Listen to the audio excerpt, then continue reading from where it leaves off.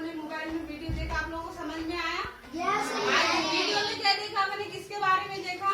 ज्योतिराव फूले और एक सावित्रीबाई फूले के। माता सावित्री भी नमो बुद्धाय सर। आज हम लोग क्लास में माता सावित्रीबाई जयंती के उपलक्ष्य में हम लोग बच्चों को माता सावित्रीबाई के जीवन परिचय और उनके संघर्ष के बारे में बताना चाहते हैं। और हम लोग मोबाइल कनेक्ट करके, यूट्यूब कनेक्ट करके हम लोग बच्चों को उनके बारे में बताना चाहते हैं। और इसी पर हम लोग छोटा सा वीडियो भी बना रहे हैं। जय भीम, नमो बुद्धाय।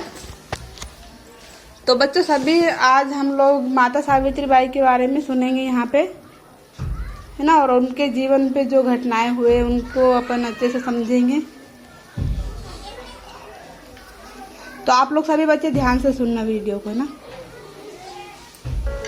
सावित्रीबाई ज्योतिराव फूले एक प्रमुख भारतीय सामाजिक सुधारक, शिक्षाविद और कवयित्री थी, जिन्होंने 19वीं शताब्दी के दौरान महिला शिक्षा और सशक्तिकरण में एक महत्वपूर्ण भूमिका निभाई थी।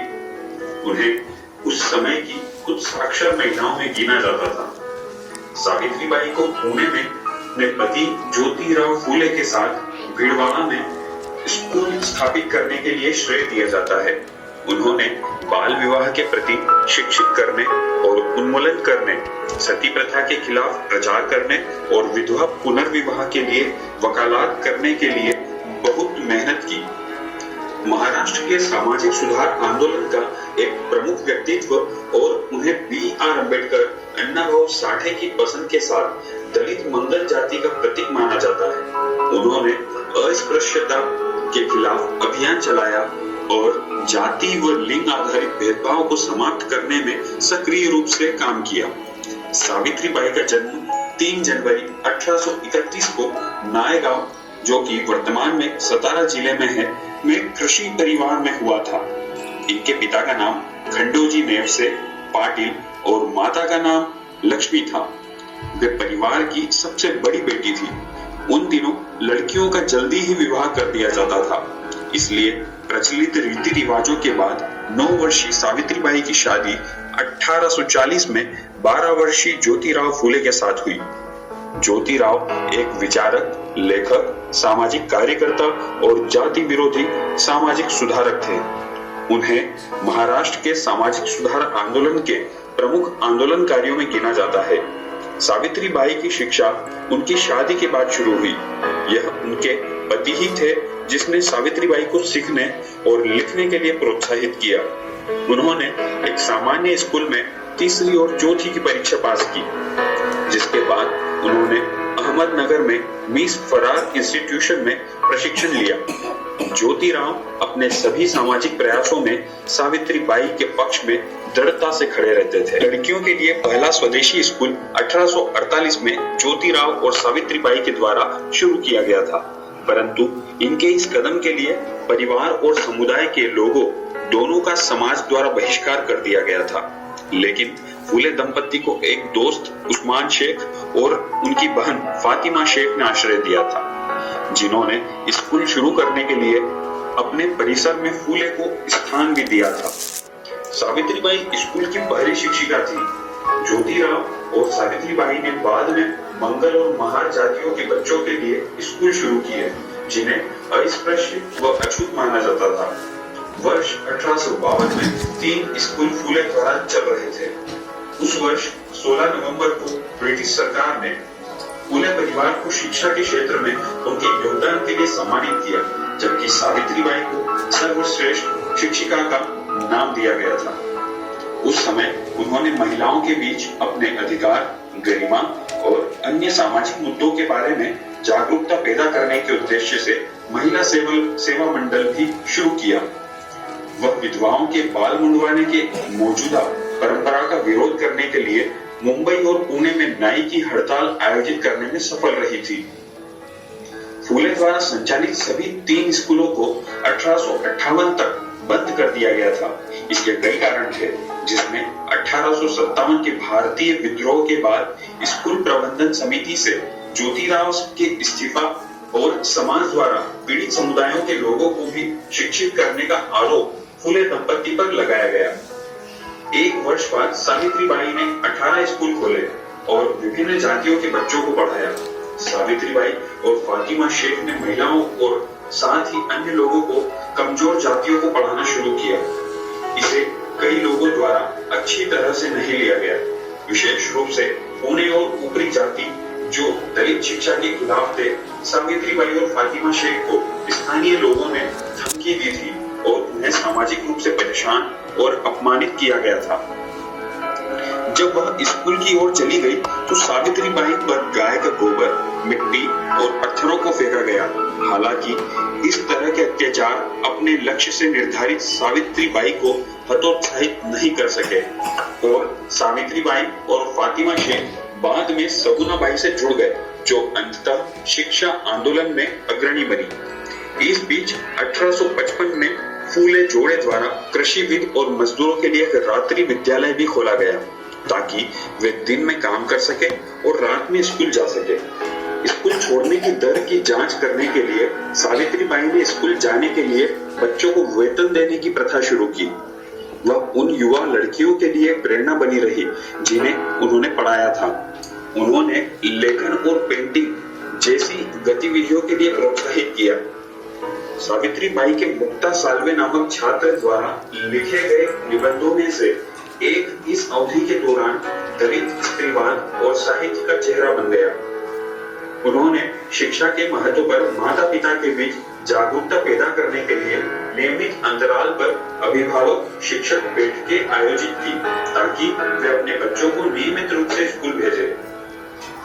वर्ष 1863 में ज्योतिराव और सावित्रीबाई ने एक देखभाल केंद्र भी शुरू किया जिसे बाल हत्या प्रतिभानक गृह कहा जाता है, जो संभवतः भारत में स्थापित की गई पहली ऐसी संस्था थी जो गर्भवती ब्राह्मण विधवाएं और बलात्कार पीड़ित अपने बच्चों को सुरक्षित स्थान पर रख सके और इस प्रकार विधवाओं की हत्या को रोकने के साथ साथ शिशु हत्या की दर को कम किया जा सके।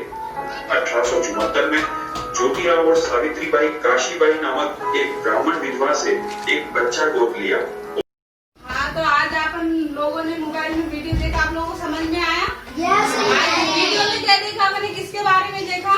ज्योतिराव फूले और एक सावित्रीबाई फूले के। माता सावित्रीबाई के फूले में देखा। वो इसलिए देखा क्योंकि है ना 3 जनवरी को उनको जन्म हुआ था, उसकी जयंती मनाते हैं ना, तो इसलिए हम लोगों ने यहाँ पे मोबाइल में आप लोगों को बताया था कि आप उनके जीवन संघर्ष के बारे में सुने और आप अपने जीवन है ना, तो आप उनके संघर्ष को याद करो कि उन्होंने कैसे काम किया उस जमाने में जब है ना लड़कियों को बाहर नहीं जाने दिया जाता था। माता सावित्रीबाई का जन्म कब हुआ था? 3 जनवरी 1821। हाँ, 3 जनवरी 1821 को माता सावित्रीबाई का जन्म हुआ था और उनका विवाह किसके साथ हुआ था? ज्योतिराव फूले। हाँ, महात्मा ज्योतिराव फूले के साथ उनका विवाह हुआ था, वो भी 9 वर्ष की आयु में। और वो वैसे घर से तो पढ़ी लिखी नहीं थी उनके घर से, और वो घर में सबसे बड़ी लड़की थी और वो जब उनकी शादी हुई तो महात्मा ज्योतिराव फूले जो उनके हस्बैंड थे उन्होंने उसे घर पे ही पढ़ाया लिखाया था। जब वो पढ़ी लिखी तो वो अपने देश की पहली शिक्षिका भी बनी थी। हमारे देश की पहली शिक्षिका कौन बनी थी? माता सावित्रीबाई।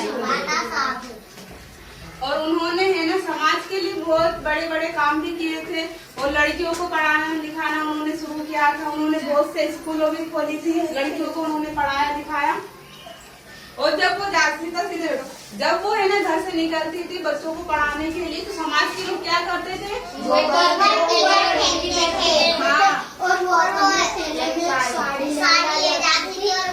बदलते थे स्कूल में। हाँ, सुनो उनके बारे में कैसा अपन को लगता है यार। जब वो बच्चों को पढ़ाने के लिए जाती थी, घर से निकलती थी, तो कुछ समाज के लोग क्या करते थे? उनके ऊपर कीचड़ पत्थर फेंक दिया करते थे। तब भी उन्होंने हार नहीं माना और वो अपने संघर्ष बहुत अच्छे से करती थी और बच्चों को बहुत अच्छे से पढ़ाती थी भी। फिर क्या हुआ, उन्होंने पहले क्या था कि जो विधवा महिलाएं थी तो उन्हें अलग रख दिया जाता था, उन्हें अलग उनके रहने के लिए जगह दी जाती थी और उनके साथ बहुत गलत व्यवहार करते थे वहाँ के लोग। विधवा महिलाओं के लिए, क्योंकि उनके पास तो पति नहीं थे, उनकी मर जाते थे उनके पति, तो उनके साथ बहुत गलत व्यवहार किया जाता था, जिसके कारण वो विधवा महिलाएं यानी कि उन्हीं के बच्चे को वो मार दिया जाते थे, कुएं में फेंक दिया करती थी, या फिर वो खुद ही उनकी है ना आत्महत्या करवा दी जाती थी। और कुछ महिलाएं तो खुद ही आत्महत्या करती थी, क्योंकि वो समाज में ऐसा व्यवहार था कि विधवा महिलाओं की कोई इज्जत ही नहीं थी। जो सुहागन महिलाएं बस वही है उनकी इज्जत करते थे, और जो विधवाएं हो जाती थी तो उनकी कोई भी है ना मान सम्मान नहीं करते थे। तो इस वजह से भी है ना महात्मा ज्योतिराव फूले और माता सावित्रीबाई फूले ने क्या मिलकर काम किया कि उन्होंने एक अनाथ आश्रम बनवाया ताकि वो लोग वहाँ पे रख सके। सीधे बैठो। तो माता सावित्रीबाई ने एक अनाथ आश्रम बनवाया जहाँ पे विधवा महिलाएं रह सके, चाहे वो कोई से भी समाज के हो, या फिर वो ब्राह्मण समाज के हो या दलित समाज के हो, कोई भी समाज के वहाँ की महिलाएं वहाँ पे रह सकती है और उनके जो बच्चों की है ना देखभाल भी कर सकती थी। वहाँ पे बहुत अच्छे से जीवन यापन करते थे वहाँ पे वो लोग। फिर क्या हुआ था पहले कि जो दलित समाज के लोग थे उन्हें पानी पीने नहीं दिया जाता था, कुएं में जाने नहीं दिया जाता। उन्होंने पता है अपने ही घर में क्या बनवाया था उन्होंने, कुआं बनवाया था कि ताकि है ना दलित परिवार के लोग वहाँ से पानी पी सके। तो उन्होंने बहुत से ऐसे काम किए और फिर अपने ही गांव में उन्होंने एक क्लिनिक खुलवाया था, है ना, जिसमें है ना एक है ना प्लेग की बीमारी फैल गई थी, तो जिसमें है ना बहुत से गांव वाले लोग बीमार हो चुके थे। तो उन्होंने अपने ही दत्तक लिए थे, उन्होंने पुत्र को यानी गोद लिया था, पुत्र को ब्राह्मण महिला के लड़के को उन्होंने गोद लिया था। उनका नाम था यशवंत। नाम क्या था उनका? हाँ, उनके बेटे का नाम यशवंत उन्होंने रखा था। तो यशवंत ने है ना वहाँ पे क्लिनिक में है ना गरीब लोगों की सहायता करते थे, सेवा करते थे, उनकी पूरी तरह अच्छे से इलाज करते थे। और माता सावित्रीबाई भी उनके साथ है ना बेटे के साथ मिलकर उन्होंने समाज में है ना बहुत सेवा किया। उन्होंने बीमारी जो हुई थी उनके लोगों को उन्होंने ठीक किया, बीमारी को ठीक करते करते वही बीमारी उसे भी लग गई, है ना, जिसके वजह से वो भी है ना 10 मार्च 1997 को उनका निधन हुआ था। तो माता सावित्रीबाई अपने जीवन में बहुत से ऐसे काम किए कि आप लोगों को भी याद करना चाहिए कि उन्होंने क्या क्या काम किए थे, है ना।